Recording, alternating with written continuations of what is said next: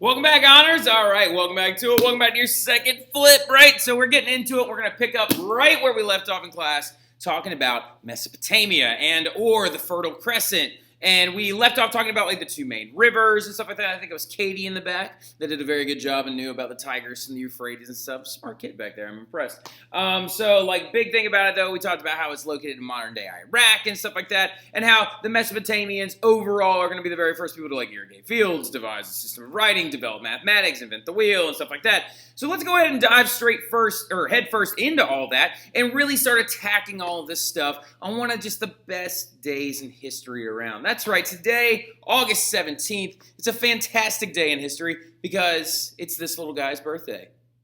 That's right.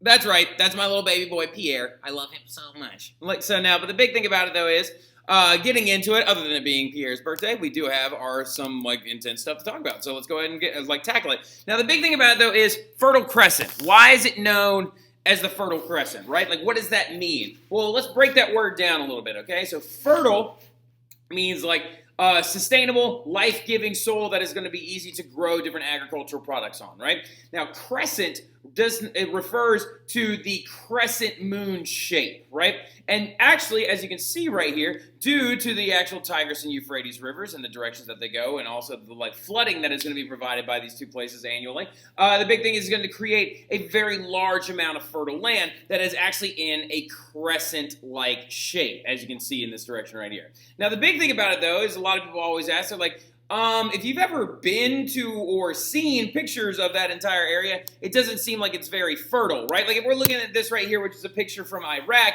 as you can tell, it doesn't seem like there's going to be a lot of things to actually be able to grow any good agricultural goods with, right? So fertile, because, are you sure about that? Now, looking at it though, a lot of people always ask the question, okay, well, there's not much rainfall in that area, so how are they growing things efficiently, right? It's very hot and dry, so how are plants being able to sustain themselves through different types of respiration, right? There are windstorms that leave extremely muddy river valleys in the winter that are almost impossible to traverse and very, very difficult to plant in.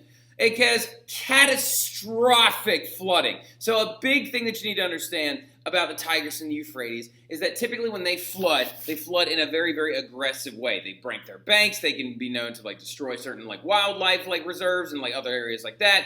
But the big thing is that catastrophic flooding, right? How are you going to be able to control that? Now, soil containing little minerals is going to be a big thing as well. It's very, very kind of thin in its chemical profile, and then also no stone or timber resources, right? So why, oh why, would anyone consider this fertile, right? Well, a lot of it has to do with a natural barrier and boundary that was actually created during over thousands and thousands and thousands of years by said crazy amounts of flooding, right? So the thing about it is that every single year, when any time it would flood, sediment would be deposited from where the floodwaters actually went, right? And over thousands and thousands of years, you're going to see the buildup of these different, walls, in a sense, right? So why would anyone live in Mesopotamia if that was the geographic conditions? Well, a lot of it has to do with these bad boys. Natural levees, right? Natural levees are going to be formed over thousands and thousands of years, and human beings are going to begin to enter the Neolithic period after a lot of these natural levee walls have been created, right? So as these natural levees were built up, it created a natural barrier to protect from some of that catastrophic flooding, to locate your town on a higher point, and then also to create a lower, sloped area of fertile soil and then desert and swamp area, right? Now, we'll talk a little bit about why that's important and stuff like that, but natural levees are a very big thing, right? And the thing about it, getting into it, I love teaching in Louisiana because y'all actually know what levees are. When I used to teach in New Jersey, in Philadelphia, in North Carolina, no one knows what a levee is, right? But I love the fact that y'all do, right? So a natural levee, that really, really big embankment. Now, there are man-made levees in New Orleans, but there is one natural levee that's actually in the New Orleans area, right? So if we actually look really quick at a map of Lake Pontchartrain, so Lake Pontchartrain has a huge, not the causeway, all right, so now, Lake Pontchartrain has a huge natural levee over on its western side, right? So this embankment of land right there is actually a natural levee that was actually put up there by thousands and thousands and thousands of years of sedimentary movement, rainfall, as well as river movement, right? And actually the interesting thing is that this was not always there. Several thousand years ago, this actually was the delta of the Mississippi. And what I'm getting at is like Lake Pontchartrain used to be where the wow, what are we doing over here? Here we go. There we go. So Lake Pontchartrain used to be where the Mississippi actually dumped into the Gulf of Mexico, which is why you can see how it's an estuary and it's brackish water, right? And it's actually got some salt deposits in it and things like that. But that right there used to be where the Mississippi actually dumped out, but look at it now. It has changed course and gone this way because of that natural levee that has been built up right there, right? So the interesting thing about it, though, going into it, is these natural, these natural levees also existed as well in the Mesopotamian region and in the Fertile Crescent, right? And these natural embankments would produce a buildup of sediment and make it so they could actually live and settle and create farms there, right? They're so beneficial because they provide natural protection from huge floods in the spring, right? Now look, the flooding is still catastrophic, okay? The flooding is still very intense, breaks the banks, and destroys a lot of things. However, you're just not going to put your town over there. You're going to put it on top of one of the natural levee banks to actually keep the towns themselves safe and actually away from the necessary, scary flooding, which is also what happened as well in colonial New Orleans in the early 1700s. Whenever the original New Orleans settlement was actually founded, they had to build up man-made levees yet again. So they're also, levees are a very important thing to actually prevent and deter flooding. And as we know, during Katrina in 2005, when the levees broke, that was, of course, the catastrophic flooding that was caused, right? So this natural protection is very, very, very important. Also, natural levees make irrigation and canal construction very easy and efficient, right? Now, some of you are like, wait a minute, pump the brakes, Mr. Terry. You keep saying this word irrigation. What does that even mean, right? Well, let's talk about it a little bit, right? So irrigation is the concept. Irrigation is actually a system of dikes, canals, and dams that move water to certain locations and directions, right? So I have a really, really good picture. I used to have a good picture on that actual presentation and stuff like that, but it went away. So as you can see, Mesopotamia irrigation. This is one of their biggest advents when it comes to Mesopotamia, right? And it's a very, very simple process of natural canals, dikes, and dams that actually would literally funnel the water from place to place when needed, right? And actually create and divert the water, making it so they could easily farm their fields, easily water their fields, and then also easily get life-giving water for their homes and things like that, right? So irrigation systems, which seem super complex, are actually not at all, right? It's simply just a new canal, and then of course a series of canals that branch off, and also dams and dikes that actually prevent or push the water. The difference between a dike and a dam is a dike can be open and shut, right? Whereas a dam is a permanent barrier. Now, the thing about it, though, is this irrigation is going to circumvent a lot of those geographical problems that we talked about on the last slide, right? Yeah, you might have little rainfall, but if I got a river that never runs dry and I divert it towards my land, I can easily survive in this area, right? And the big thing about it, though, is that the diversion of this water is going to create surrounding swamps with the natural levees, which is going to be very, very good habitats for herding animals, for hunting and fishing as well, because it's going to create new geographic conditions that are now actually kind of not man-made, but man-altered, which is going to be beneficial to them as well. So these natural levees are very, very important because they actually gave you safety from these different areas, right? And it mostly happens in the bends of a river, okay? Now, the thing about it, though, in general, here's another really important thing.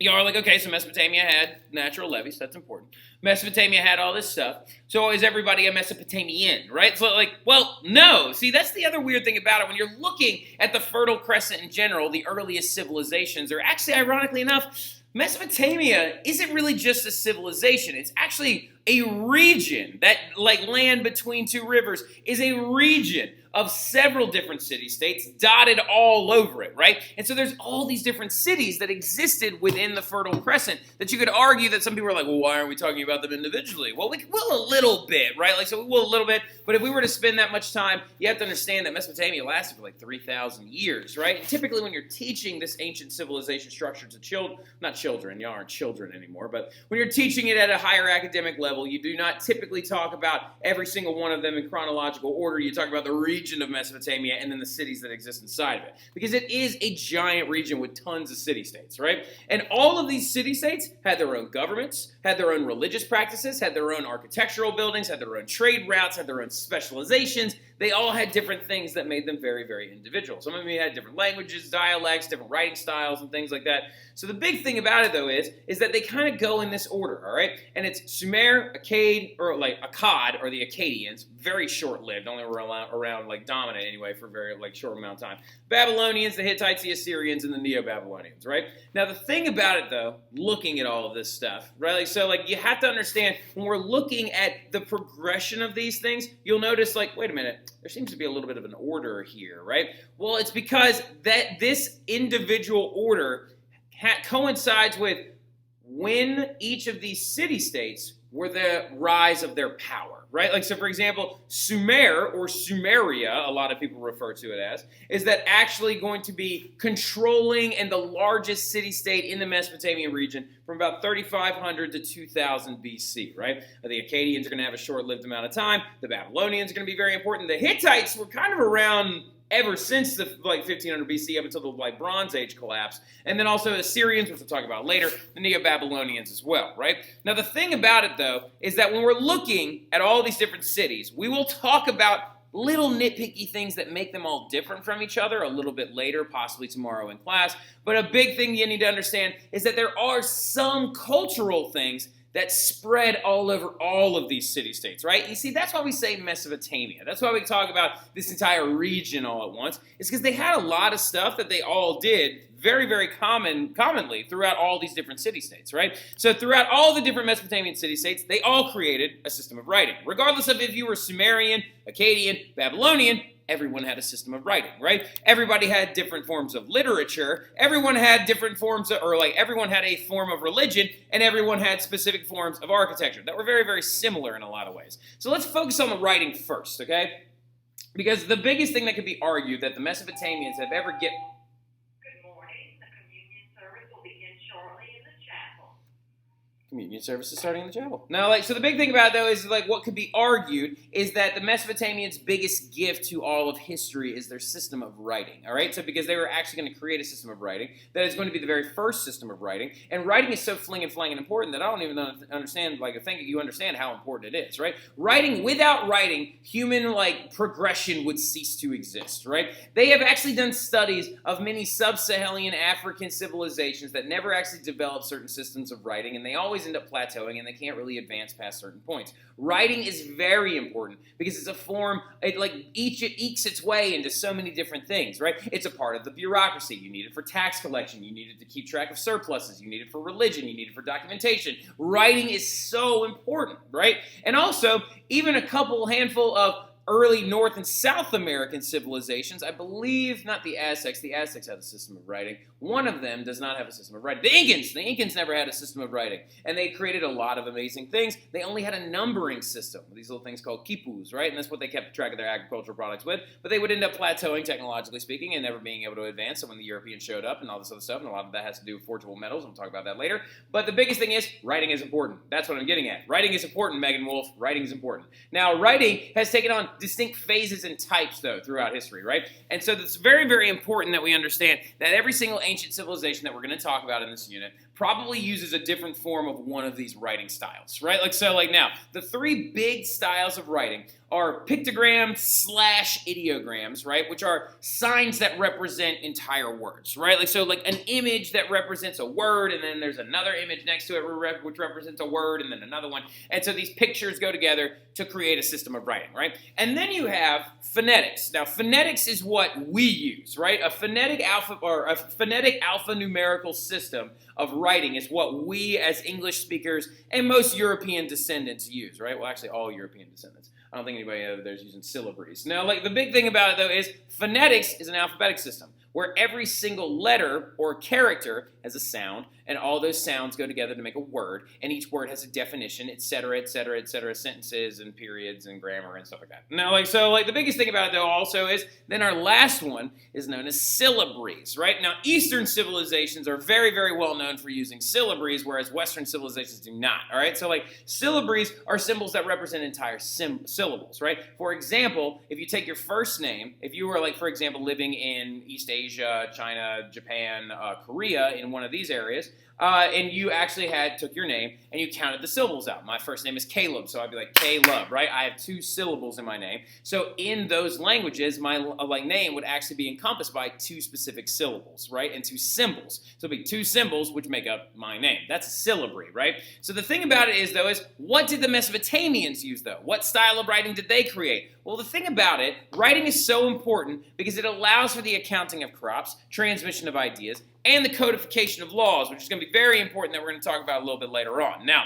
cuneiform is the style of writing that they invented, right? Cuneiform, all right? Not cuneiform, not cuneiform. So like it's cuneiform, okay? Say it right. Now, it means, in their language, wedge shape, right? Wedge, or is in triangular shape. And you can see that's a pretty good actual description of this entire writing system, right? Cuneiform is a series of small triangles and stuff like that actually make up a different writing style, that actually make up a very, very intense system of translation and actual writing and period, right? So the big thing about it though is, to this day, we are not positive about exactly what any of it says, and we can't translate it. So the thing about it is, though, is that it was going to become a vehicle. We believe that it's ideographic writing. We believe certain series and sets of these different images are going to grow together to create words, and depending on their orientation and size, it's going to actually represent different concepts. So that's going to be more of ideographic styles of writing. Okay, give me 1 second.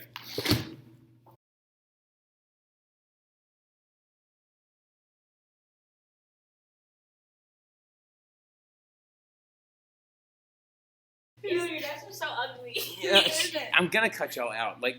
Don't all roads lead to Rome. Hi.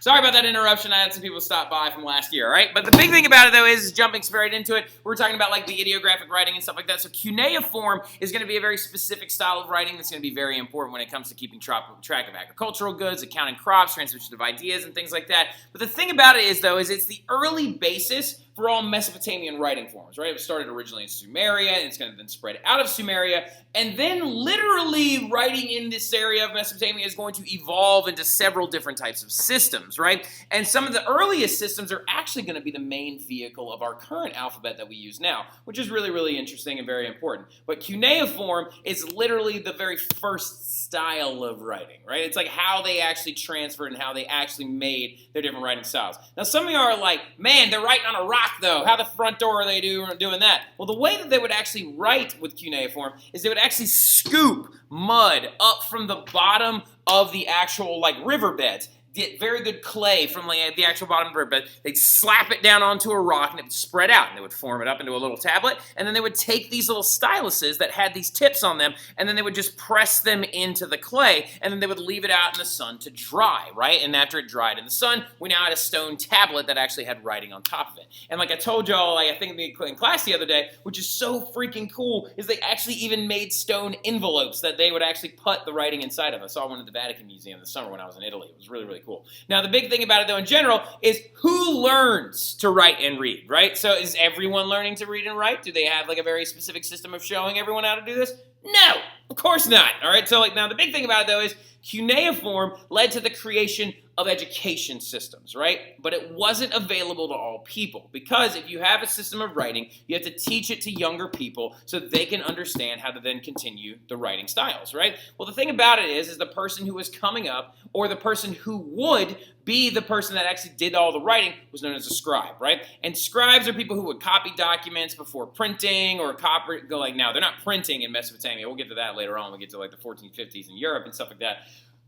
But, ooh, God, sorry about that. My bad. So, now the big thing about it, though, is A person who actually copies these documents is known as a scribe. Scribe training was very, very intense, and you had to be wealthy and male. Typically, they started you at a very young age, as you can see in the image right here. Very wealthy, and you had to be a young man to actually go to school to learn how to become a scribe, right? Now, it's a very, very intense amount of training, and if you see right here what this teacher is holding inside of his hand, if you messed up on your writing, you would be caned or flogged, and it would hit you with a stick to get you to do it correctly, right? So Mesopotamian scribe school was pretty intense, right? Well, the thing about it is, though, is if they are teaching them to do a certain thing, then we have the creation of an education system, right? So scribe schools would later on evolve to be created into where they would teach math and botany and literature and stuff like that, and other important subjects that they would use later on. And all of this comes from the creation of writing. All of this comes from cuneiform and that earliest form of writing, which is so important to know, right?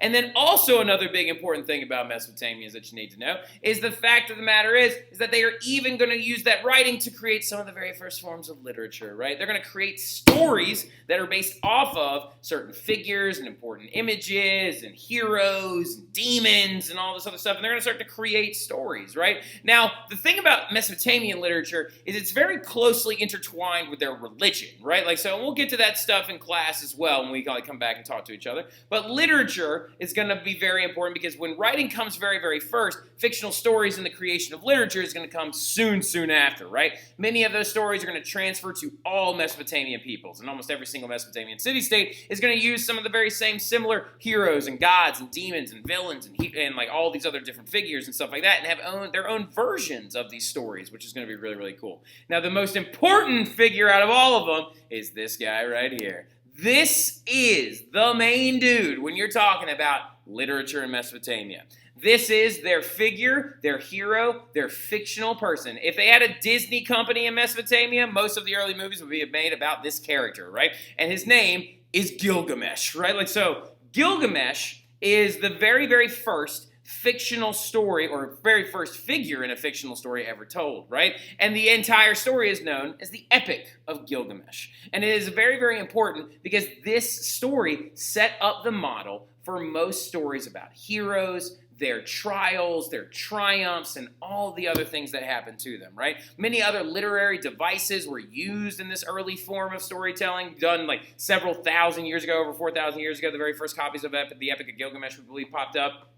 And the thing about it is there's the belly of the whale principle, there's the temptation of the goddess, there's the refusal of the quest, the acceptance of the quest, all this other different stuff that is very used commonly in heroes and epic tales now, right?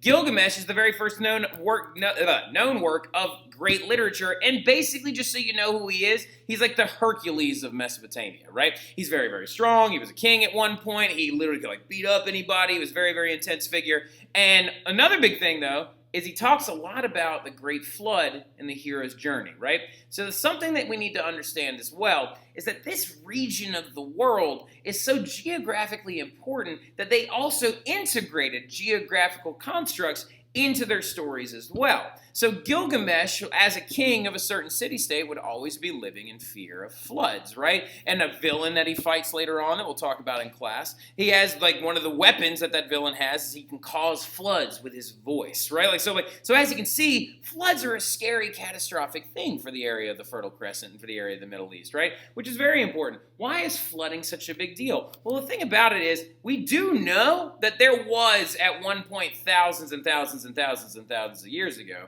this thing known as a great flood. And a lot of it has to do with the melting of ice caps following the Pleistocene epoch, right? Now, the thing about it, though, looking at all of this stuff right here, look at this map right now, okay? See all this green land right there with its old rivers and its darker land right here? So the lighter green it is, the lower elevation it is. The darker it is, the higher the elevation it is, right? So following the end of the Ice Age and the Pleistocene epoch, this entire area of land was connected to mainland Europe. Some of y'all are like, Mr. Terry, pump the brakes. Why are we talking about Europe right now? We were just in the Middle East. I'm just using this as a story to show you that floods, flood waters, and the movement of waters and changing of topography is a very important thing when you're talking about ancient civilizations, right? And it also carries over into Gilgamesh, because what does Gilgamesh live in fear of and things like that? Floods and stuff, right? Like most other different Mesopotamian stories and storytellers, okay? So the thing about it is, though, is like floods were a real thing that ancient people had to fear, right? Because after the Pleistocene epoch, the water levels began to rise. And this right here is the United Kingdom. That's England, which today is an island nation. But as you can see, at one point, it was connected to mainland Europe, and you could walk from England to France, right? Like, so, can't do that anymore, but you could walk from England to France at one point, which means that all of this flooded over thousands and thousands of years, and sea levels rose, right? And the thing about it, though, is where have you heard of a very important ancient flood story?